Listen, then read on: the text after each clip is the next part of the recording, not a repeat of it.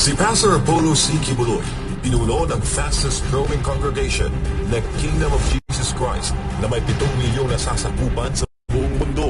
Matibay sa prinsipyo, tapat na kaibigan, may pag-ibig sa Diyos at tunay na malasakit sa bayan. Dapat lahat ng Pilipino magmahal sa Pilipinas. Mula sa isang dukhang pamilya sa Lubao, Pampanga, lumipat sa Davao kung saan siya isinilang noong Abril 25, 1950 sa paanan ng bundok Apo. Lumaki siyang kasama ang iba't ibang tribo sa Tamayong, Davao City at nagtapos ng Bible College kung saan siya ay naging handa sa misyong itinakda ng Diyos. Nga nung naigugma ko bata, I saw the poverty when I traveled all over the Philippines. And the brunt is taken in by these children of poverty. Ako, I am one of the victims of poverty. That's why when the Father blessed me in the ministry, I said, if you bless me, Father, I will dedicate the bulk of these blessings to the children. September 1, 1985, naitatagda ang KOJC na may 15 miyembro. Tulong ang tatak ng KOJC sa ilalim ng pamamahala ni Pastor Apollo C. Kibuloy mula noon hanggang ngayon.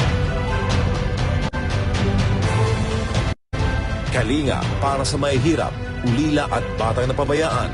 Inilalayo ang kabataan sa droga, rebelyon at maling landas. Libreng edukasyon at mas magandang kinabukasan para sa kabataang salat sa buhay. Pagtaguyod sa kapakanan ng mga kapatid nating katutubo.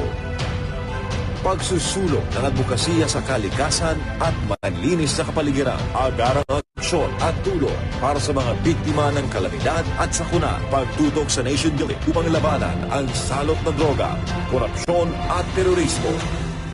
Bakit siya tumatakbo bilang senador? Upang ipaglaban ang hustisya, katotohanan at kapakanan ng Pilipino. Bilang isang spiritual leader na biktima ng political harassment dahil sa kanyang paninindigan at pagiging malapit sa pamilya Duterte, nauunawaan niya ang pang-aapi at kawalan ng hustisya. Bakit mo siya kailangang iboto?